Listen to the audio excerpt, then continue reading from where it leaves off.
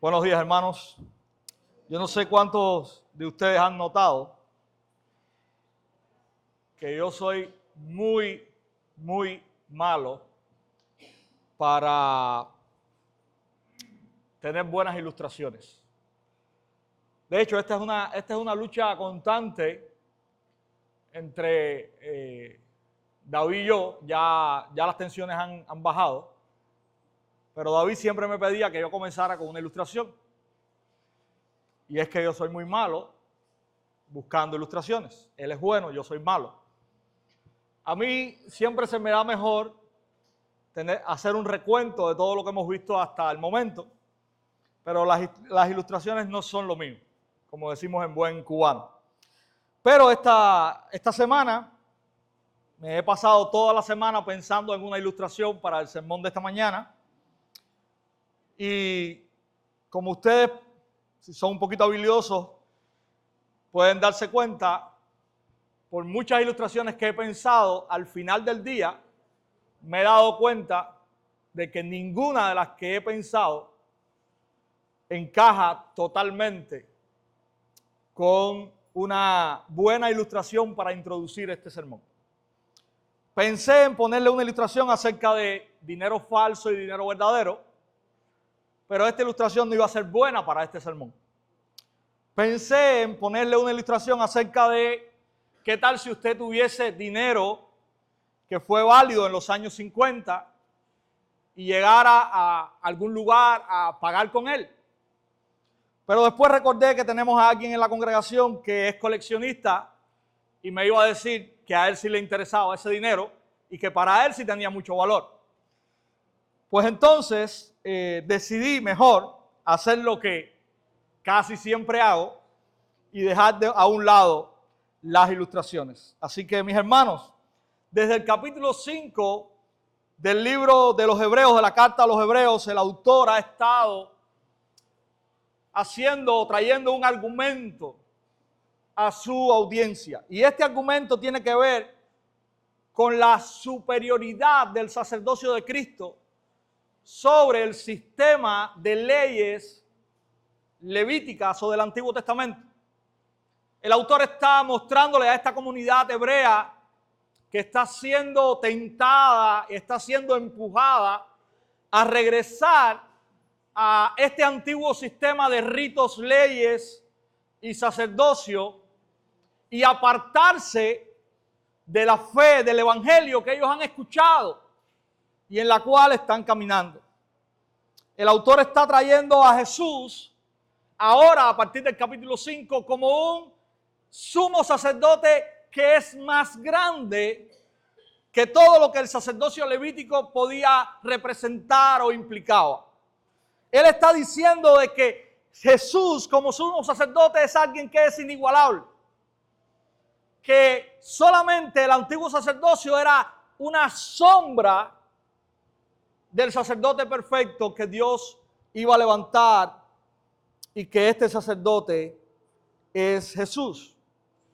Y así hemos recorrido capítulo 5, capítulo 6, capítulo 7 la semana pasada y hoy vamos a llegar al capítulo 8 y como les adelantaba la semana pasada, en este capítulo el autor dice que él va a establecer el argumento que ha venido desarrollando en todos estos capítulos. Así que vamos a escuchar en el capítulo 8 cuál es este argumento que el autor a los Hebreos tiene para esta comunidad y también para la iglesia del Señor hoy. Así que vamos a ir juntos a leer Hebreos capítulo 8 y este es el texto que en esta mañana nos ocupa y que vamos a estar exponiendo.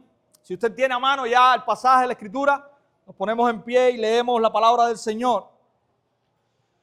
Dice así: ahora bien, el punto principal de lo que se ha dicho es este: tenemos tal sumo sacerdote que se ha sentado a la diestra del trono de la majestad en los cielos, como ministro del santuario y del tabernáculo verdadero, que el Señor erigió, no el hombre.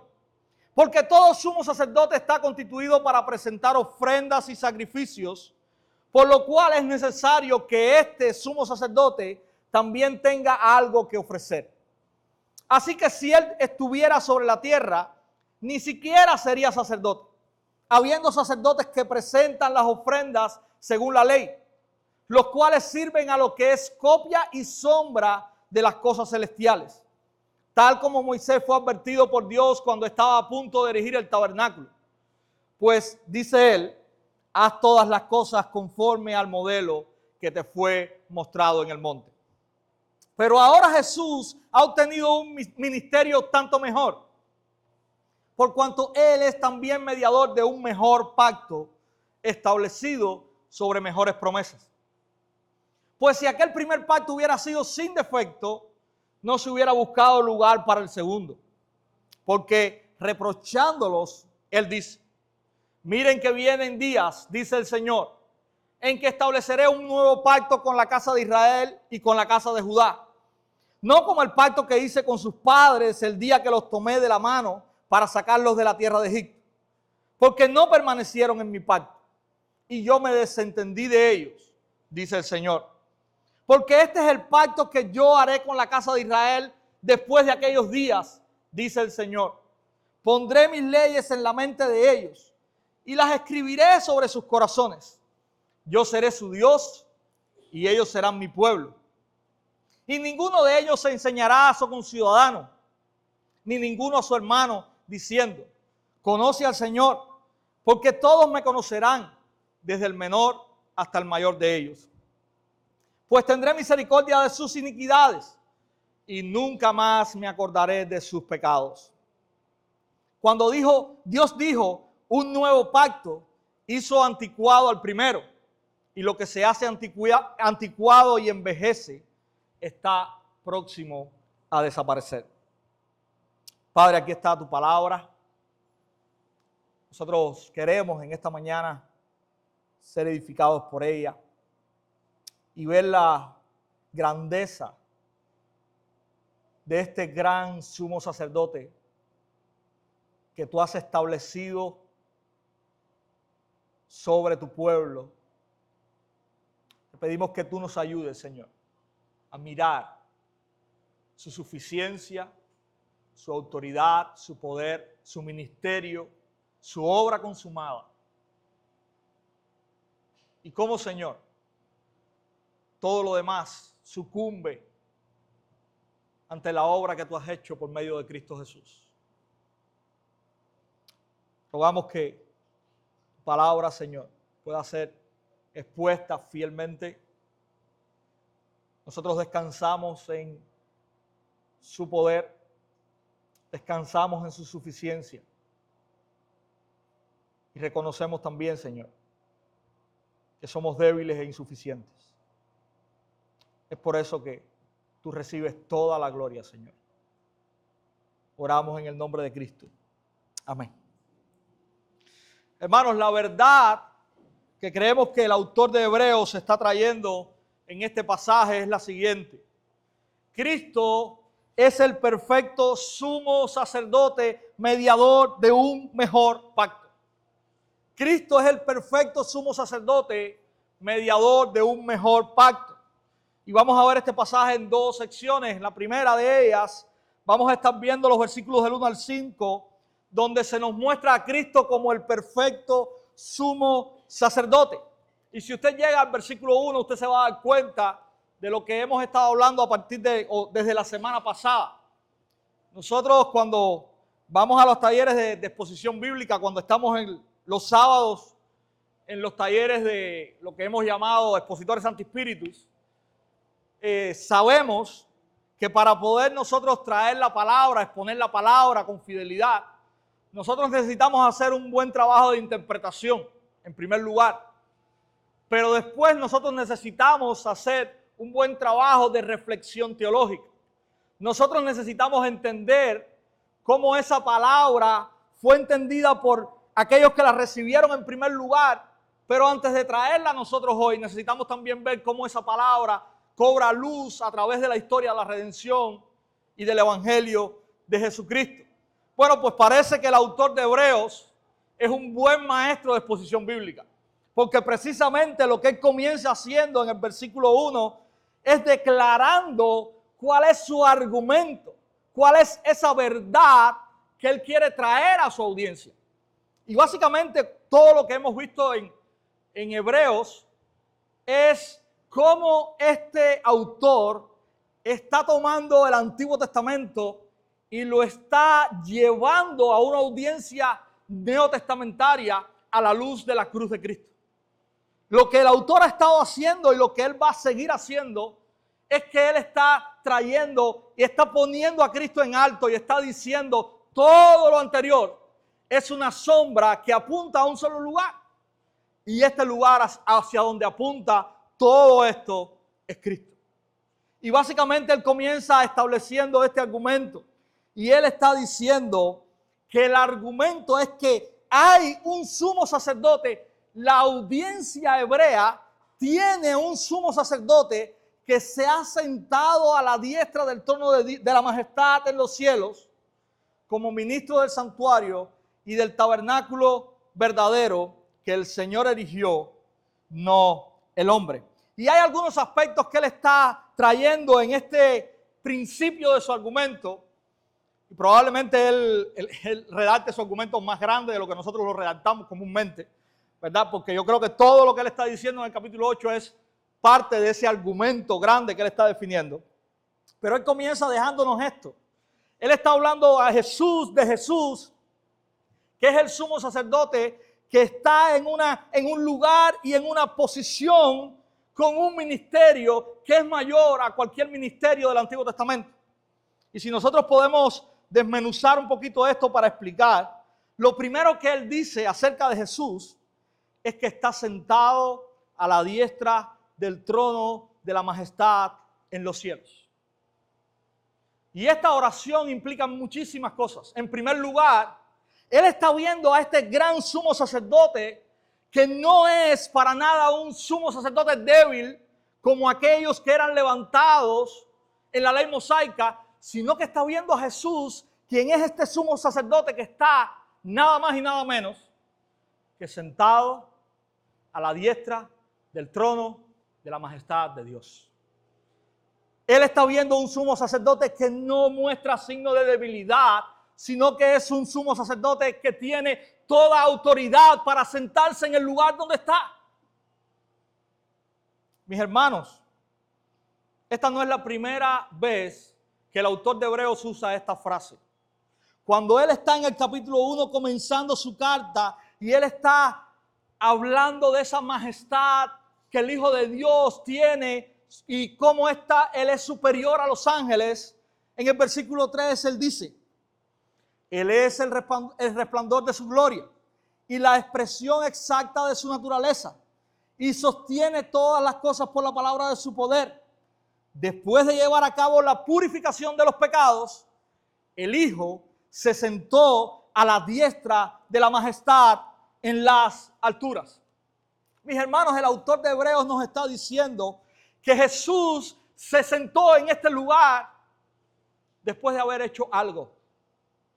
Después de haber venido como el sumo sacerdote perfecto y haber presentado la ofrenda que pagó y sació completamente la ira de Dios que era en contra nuestra.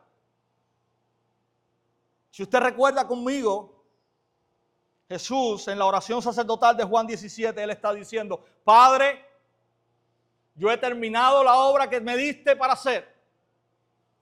Ahora quiero la gloria que tenía contigo antes de que el mundo fuese.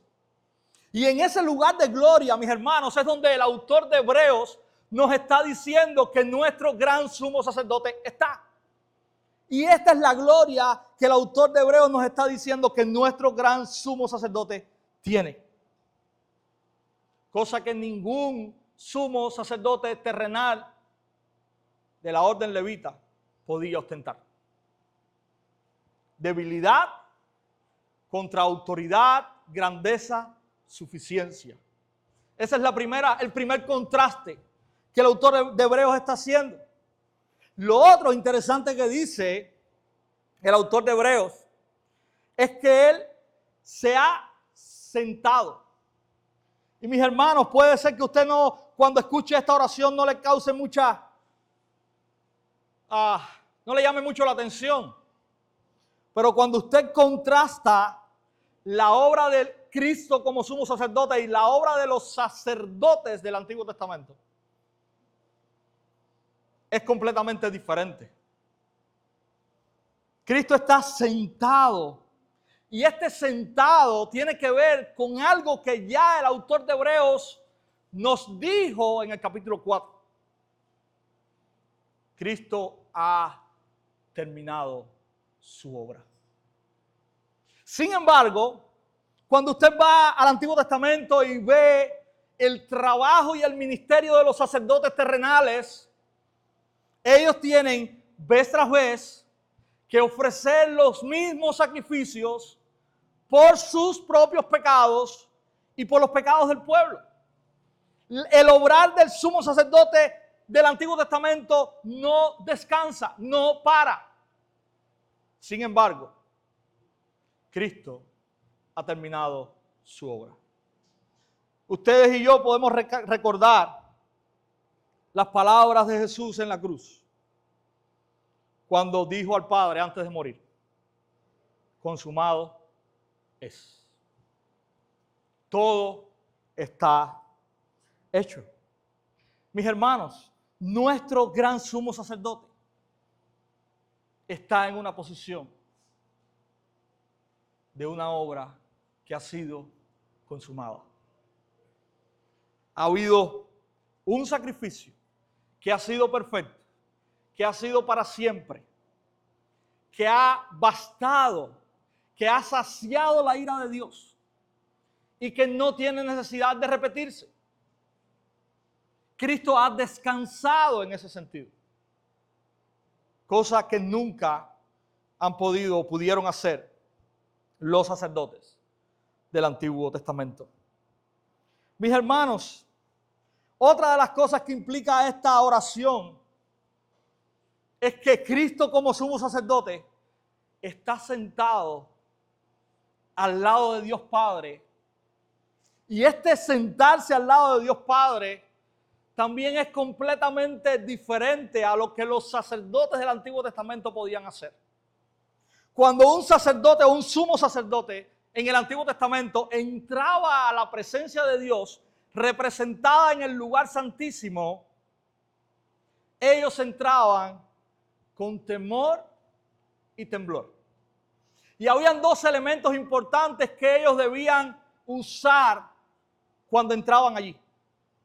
En su vestido, en esta parte de aquí, ellos tenían campanas de oro que sonaban. Y eso indicaba a los que estaban fuera también ofreciendo sacrificios que este sumo sacerdote todavía estaba vivo, que no había muerto. Pero además de eso, ellos eran atados por el tobillo con una soga. Porque si ellos morían dentro del lugar santísimo, nadie más podía entrar allí. Ellos no podían entrar y sacar el cuerpo.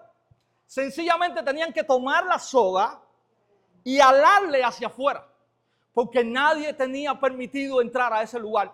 Solo el sumo sacerdote, una vez al año, y de una manera correcta. Tenía que haber hecho purificación por él, por su familia y por el pueblo. Tenía que entrar de una manera en que Dios de alguna manera se placiera con el sacrificio que él iba a estar haciendo. Pero además de eso, él entraba con incienso. Y este incienso representaba no solamente de alguna manera las oraciones del pueblo que subían a Dios implorando el perdón, sino que también dicen los historiadores que este incienso representaba de alguna manera la manera en que ese sumo sacerdote era cubierto por ese humo y que representaba también protección y misericordia para no ser consumido en este lugar.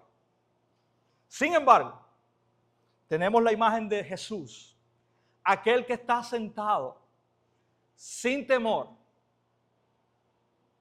a la derecha del trono de la majestad de Dios.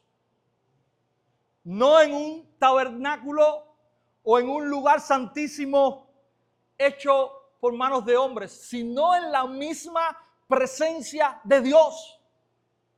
Y Él está sentado, sin ningún temor a morir, por ofrecer mal ofrecido los sacrificios, por no haberse purificado correctamente, sino que está sentado allí porque Él es santo, puro, y ofreció un sacrificio que para Dios es perfecto y suficiente.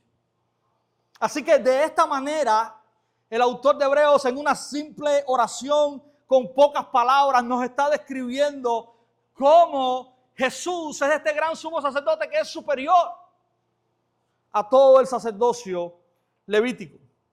Pero no solamente nos dice esto, sino que también en el versículo 2, Él nos dice que está sentado allí como ministro del santuario y del tabernáculo verdadero.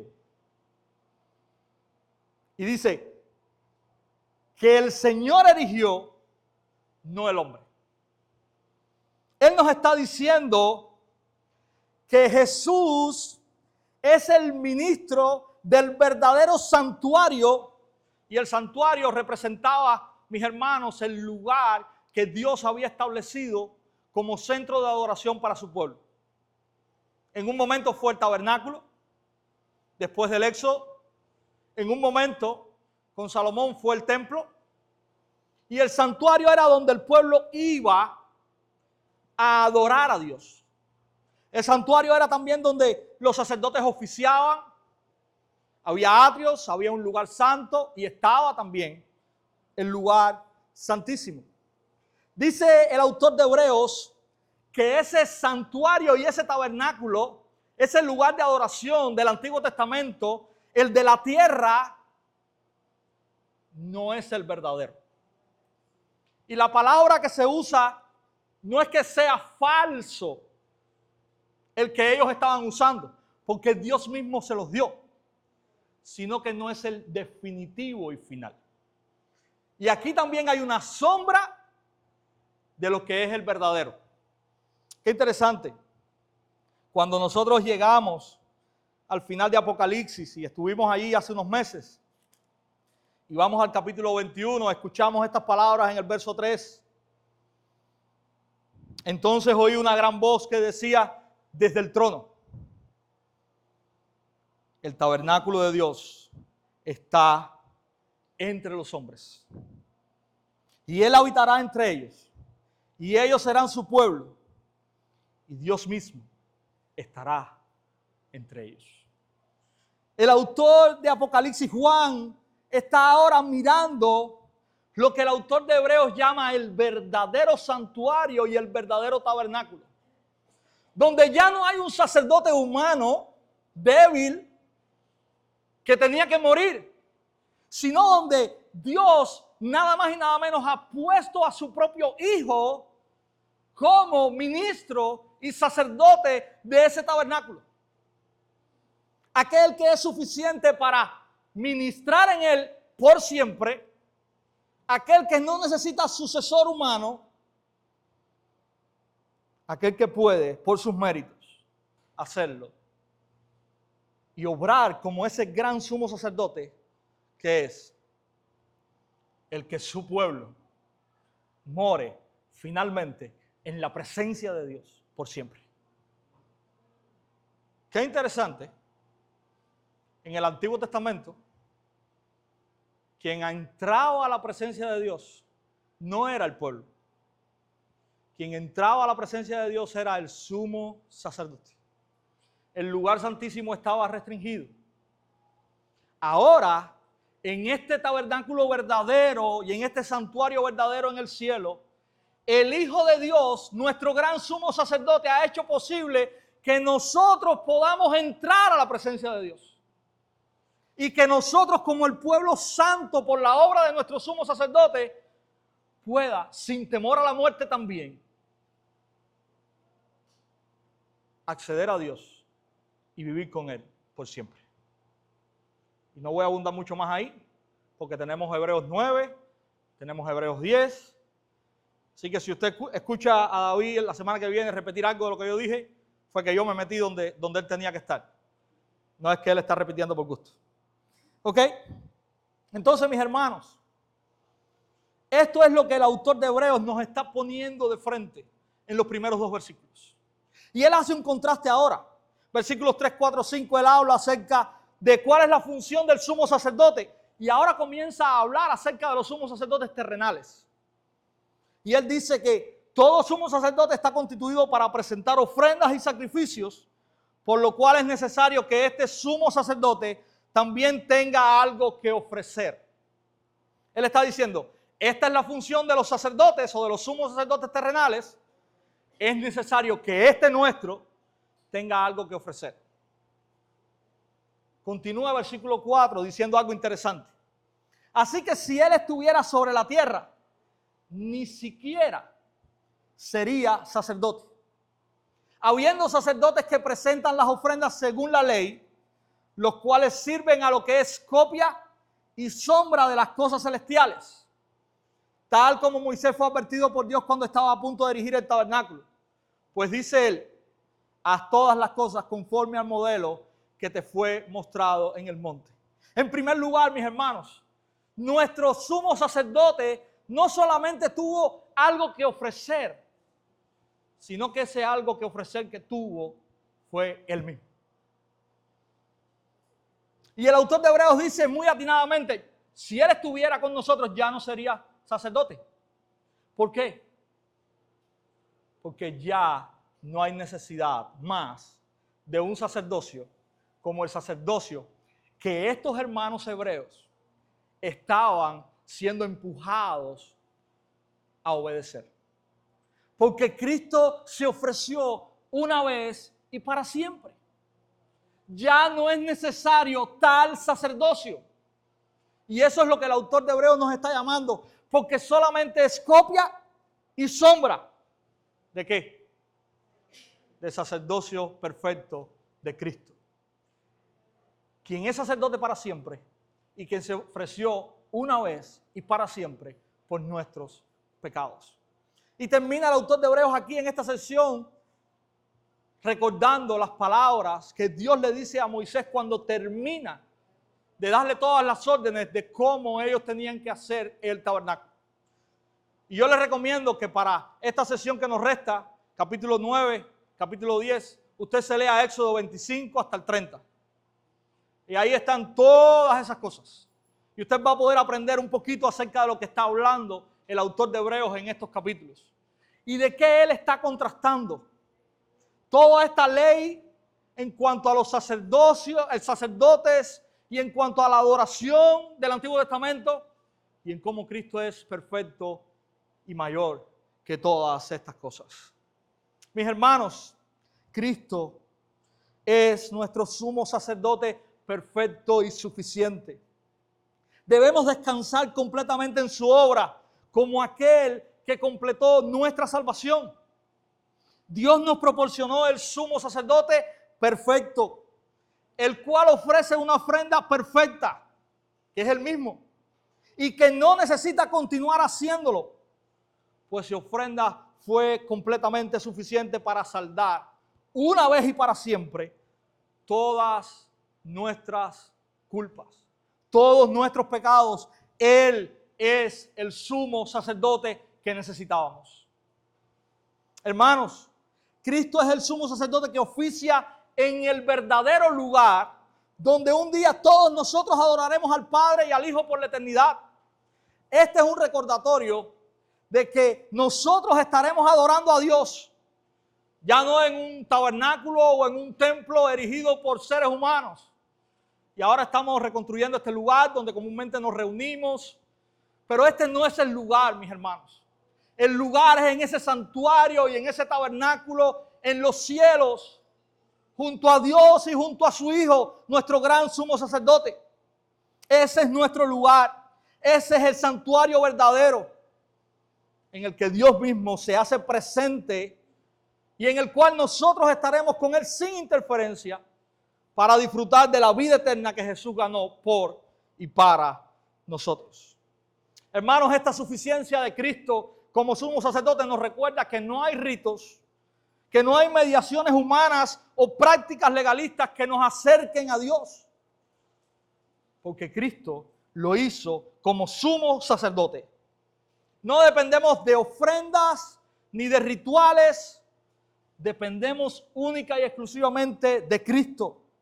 Solo Él puede acercar al hombre con Dios. ¿En qué estás confiando? ¿Te has acercado a Dios por medio de Cristo? ¿O has usado otras cosas? ¿Has puesto tu confianza en alguna otra cosa? Quizás tengas en la mente, no, porque me dijeron que tengo que guardar el sábado, porque si no, todo eso apunta a Cristo. Todo eso es sombra. Y si tu obediencia no está determinada por la obra de Cristo, sino por una ley que dice el autor de Hebreos que es antigua y que es solamente sombra, todavía estás en tus pecados. Todavía necesitas mirar a este gran sumo sacerdote que está siendo mostrado por el autor de Hebreos. Arrepentirte de tus pecados y poner tu fe en su obra. Esa sí es perfecta. No la que tú puedes hacer, no la que otros pueden hacer por ti, la de Cristo. Esa es la que es perfecta. Solamente Él puede darte acceso al perdón de Dios. Solamente Él puede ponerte en paz con Dios. Nada más. Nada más. Ninguna de las cosas a las cuales esta gente podía retroceder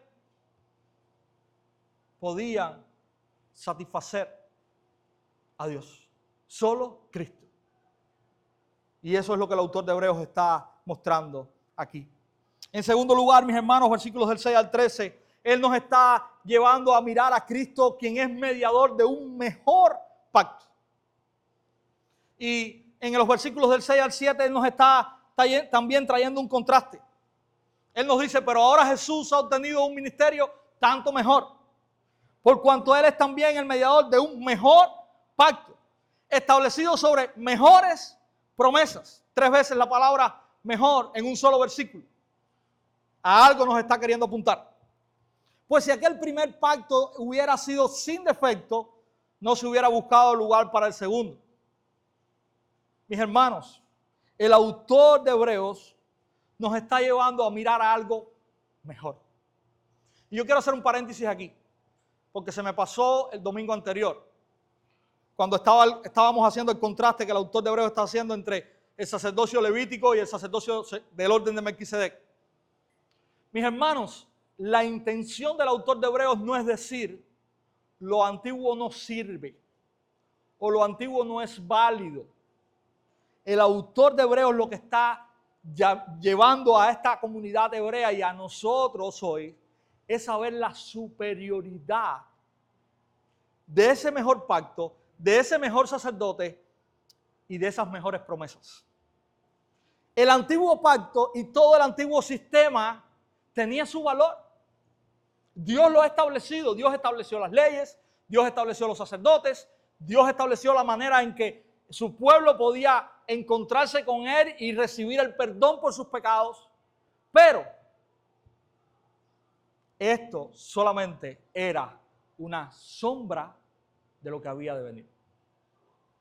El Antiguo Testamento para nosotros no significa nada si no logramos mirarlo a la luz de Cristo.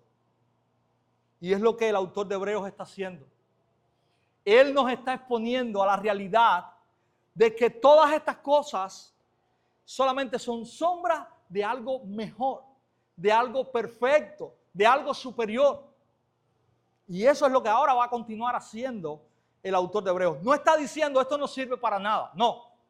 Ciertamente, cuando el sumo sacerdote ofrecía en el lugar santísimo y cuando imponía las manos sobre aquellos dos animales y cuando uno iba al desierto y el otro era sacrificado y su sangre rociada, ciertamente Dios le había prometido a ellos que Él traía perdón por medio de ese sacrificio. Pero ¿saben cuál era el problema? Y aquí está la superioridad de Cristo y de su sacerdocio. Que ese perdón era temporal. Y año tras año, Y sumo sacerdote tras sumo sacerdote tenía que hacer lo mismo. Sin embargo, Cristo lo hizo una vez y para siempre. Y a eso es a lo que el autor de Hebreos nos está llevando a mirar. Él no está diciendo todo esto fue basura, no. Él está diciendo ahora hay algo superior y mejor, a lo cual todas estas cosas del pasado están apuntando. Y nosotros no podemos dejar de ver esto. Y lo que hace a continuación el autor de Hebreos, versículo 8, es ir a una promesa. ¿Que está dónde? En el Antiguo Testamento. Jeremías capítulo 31, versículos 31 al 34, es lo que literalmente está citando el autor de Hebreos aquí. Y él está recordando lo que Dios trajo al profeta Jeremías. Y él dice, miren que vienen días, dice el Señor, en que estableceré un nuevo pacto con la casa de Israel y con la casa de Judá. No como el pacto que hice con sus padres el día que los tomé de la mano para sacarlos de la tierra de Egipto.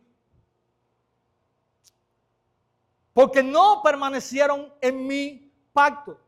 Y yo me desentendí de ellos, dice el Señor.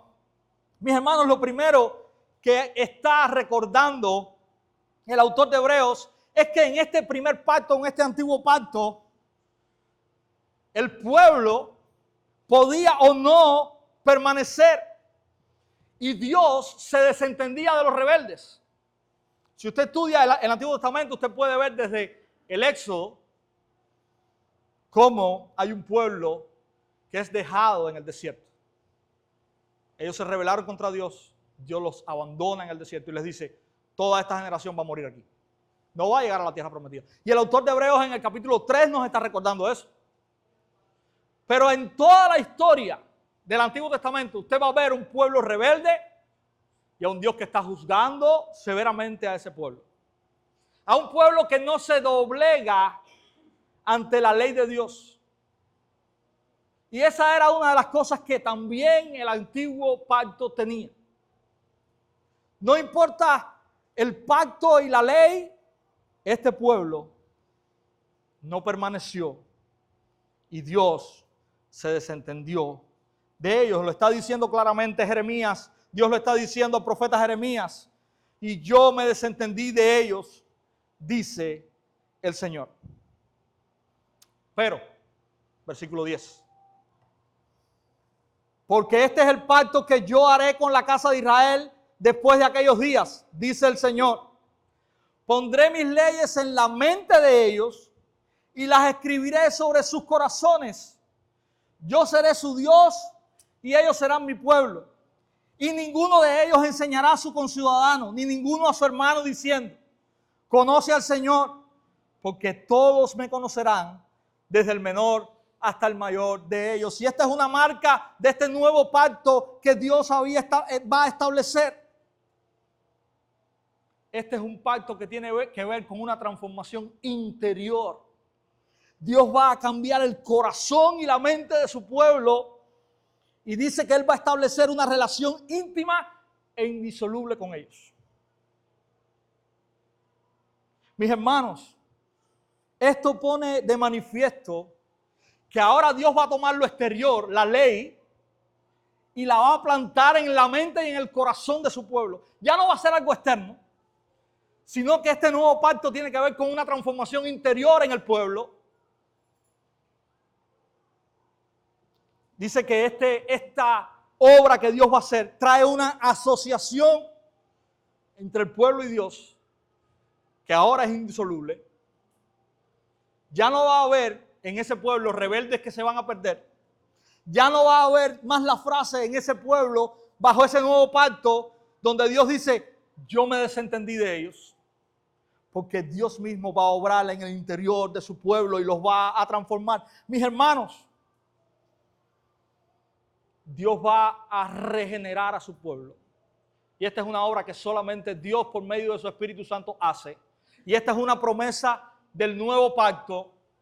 Dios está obrando y cambiando el corazón de su pueblo. Y en otro lugar dice, y yo quitaré el corazón de piedra y pondré corazón de carne. ¿Ok? Ahora este pueblo puede amar y abrazar la ley de Dios, no porque ahora nosotros seamos mejores que los israelitas del Antiguo Testamento, sino porque ahora Dios ha hecho una obra perfecta en este pueblo bajo el nuevo pacto. Y es por eso que este pacto tiene mejores promesas. Y esta es una de las promesas de ese pacto. Dios va a tomar nuestro corazón duro, rebelde, lo va a destruir y va a poner en nuestro corazón su ley para que nosotros la vivamos, para que nosotros la amemos, para que nosotros la sigamos, y Él jamás se va a desentender de su pueblo del nuevo pacto. Esa es una gran bendición, mis hermanos. Yo no sé si usted la entiende, pero lo que el autor de Hebreos está mirando aquí está como de aquí al sol o más allá entre antiguo pacto y nuevo pacto. Pero no solamente eso. La segunda promesa y bendición de este pacto está en el versículo 12. Pues tendré misericordia de sus iniquidades y nunca más me acordaré de sus pecados. Mis hermanos, este es un pacto donde la justicia de Dios queda completamente satisfecha. La deuda que nosotros teníamos con Dios, que es impagable por nosotros mismos, Cristo la saldó completamente. Y es por eso que decíamos hace unos domingos, nuestros pecados pasados, presentes y futuros fueron completamente perdonados. Y hay dos cosas que él dice en este pasaje. Primero, perdonará su maldad y ya no se acordará más de sus pecados. Primero, él perdonará su maldad, mis hermanos. Este término se refiere no a un perdón por pecados específicos, sino al perdón completo que Dios está ofreciendo en el nuevo pacto por medio del sacrificio de Cristo como mediador de ese nuevo pacto. Y en segundo lugar dice, yo no me acordaré o ya no me acordaré más de sus pecados. Y no es que Dios ahora en el nuevo pacto tiene mala memoria. Él continúa siendo omnisciente. Lo que está diciendo específicamente aquí es que Dios ya no va a tomar en cuenta nuestros pecados. Él no se le olvidó nuestros pecados. Él no perdió la memoria de nuestros pecados.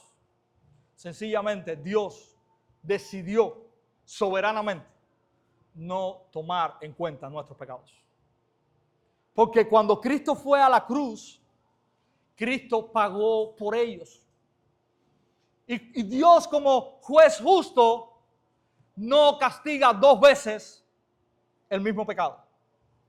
Ya nuestros pecados fueron castigados en el cuerpo de Cristo en la cruz del Calvario. Es por eso que cuando nosotros pecamos ahora, nuestros pecados no son tomados en cuenta judicialmente. Y esa es una bendición y una promesa también del nuevo pacto, que no había en el antiguo pacto. Había que continuar haciendo sacrificio, vez tras vez. Pecaste, lleva las palomas, vete al lugar, sacerdote entra al lugar santísimo, entra con cuidado, ofrece por ti, ofrece por tu familia, ofrece por el pueblo y hazlo bien si no mueres. Ya eso no está en el nuevo pacto. Mis hermanos, el nuevo pacto, mediado por Cristo, ofrece un perdón completo y total del pecado. Y esa es una de las grandezas inigualables que el autor de Hebreos está mostrándole a este pueblo y que hoy nosotros también podemos ver. Y termina versículo 13, recordando al autor de Hebreos y diciendo, estableciendo, por lo tanto, o cuando Dios dijo, perdón, un nuevo pacto hizo anticuado al primero, y lo que se hace anticuado y envejece está próximo a desaparecer. Qué interesante. Qué interesante. ¿Usted sabe qué? Y es por eso que el contexto histórico es muy importante, o circunstancial es muy importante. Esta carta fue escrita un tiempo antes del año 70. ¿Usted sabe qué sucedió en el año 70? Jerusalén fue destruido, el templo fue destruido, terminaron los sacrificios, terminaron los sacerdotes. Realmente, en la práctica, allí, este antiguo pacto, que era anticuado, terminó. Porque ahora, mis hermanos, Dios ha establecido un nuevo pacto con un mejor sacerdote, con una mejor ofrenda y con mejores promesas. Y todas ellas están en Cristo Jesús. Y eso es lo que nosotros necesitamos entender. Hermanos, Cristo también es el mediador del pacto que nosotros verdaderamente necesitamos. Debemos confiar en su obra, pues esta es definitiva y suficiente para llevarnos a Dios. Dios, por medio de este nuevo pacto, nos ha ligado para siempre con Él. No hay forma de que usted salga de esa ligadura. Él ha dicho, ustedes serán mi pueblo y yo seré su Dios. Leen allí en el final del versículo 10, yo seré su Dios y ellos serán mi pueblo. Y eso está establecido. Así que, mis hermanos, esa es una de las bendiciones que nosotros tenemos. Dios nos ha unido a Él, no por nuestros méritos, sino por la obra suficiente de Cristo Jesús. Hermanos, Dios es quien ha cambiado nuestros corazones. Él es el que se ha acercado a nosotros. No existe mérito ninguno, ni en ti ni en mí. No es de nosotros el mérito. El pacto lo ha diseñado y ha sido establecido por Él desde antes de la fundación del mundo. Y nuestra redención es obra completa y perfecta de Dios y no de nosotros. Nosotros hemos participado en esta obra poniendo todo nuestro pecado. Es lo único que hemos hecho. Bueno, suficiente para arreglar las cosas, no hemos hecho nada. Nuestro corazón siempre ha sido malo. Pero gracias a Dios que Él ha traído a Cristo y nos ha identificado con Él como su pueblo por los méritos y la obra perfecta de Cristo. La iglesia en Cristo, mis hermanos, es superior al sistema antiguo. La vida cristiana no es una mezcla de gracia más la ley sacrificial mosaica, sino una vida bajo el nuevo pacto, sostenido por las promesas de Dios, cumplidas completamente en Cristo. Debemos como iglesia enfatizar en el poder transformador que tiene ese nuevo pacto. Dios, por medio del Espíritu Santo, regenera y santifica. La regeneración nos permite ver a Dios como nunca antes lo vimos. Nos permite buscar a Dios, desear a Dios. La santificación nos permite crecer en madurez a semejanza de Cristo. Este poder transformador, mis hermanos, nos recuerda que el creyente vive por obediencia deseada y voluntaria, no exenta de caídas, pero no por imposición externa. Hermanos, podemos confiar también en que Dios ha perdonado todos nuestros pecados y Él ha decidido, al estar satisfecho en lo que Cristo ha hecho, no tomarlos en cuenta. Así que vivamos agradecidos también a este gran sumo sacerdote que tenemos, porque Él ha pagado nuestra culpa. Ya usted y yo no tenemos necesidad de pagar nada, porque Cristo lo ha hecho. Pero esto tampoco nos lleva a vivir como querramos, porque ahora, por la obra de Dios y el Espíritu Santo dentro de nosotros, somos dados a vivir para Dios y a desear agradar a Dios. No perfectamente, y nadie de los que está aquí puede levantar la mano y decir, yo lo hago perfectamente, porque ya no estarías haciéndolo porque serías un mentiroso. Pero en el día a día, aún con nuestras caídas, aún con nuestras luchas, en nuestro corazón deseamos a Dios. Y esa es la obra que Dios ha hecho en el nuevo pacto. Concluyo, mis hermanos. Yo no sé si he sido suficientemente claro esta mañana, pero yo creo que la palabra es clara, aparte de mí. Si a usted no le ha quedado clara la grandeza, la suficiencia, la perfección, lo completa que es la obra de Cristo como ese gran sumo sacerdote que Dios ha puesto, vuelva a leer el capítulo 8 de Hebreos. Y recuerde esta verdad. Cristo es el perfecto sumo sacerdote, mediador de un mejor pacto. Cristo es el perfecto sumo sacerdote, mediador de un mejor pacto. Y ahora vamos a estar también acercándonos a la cena del Señor.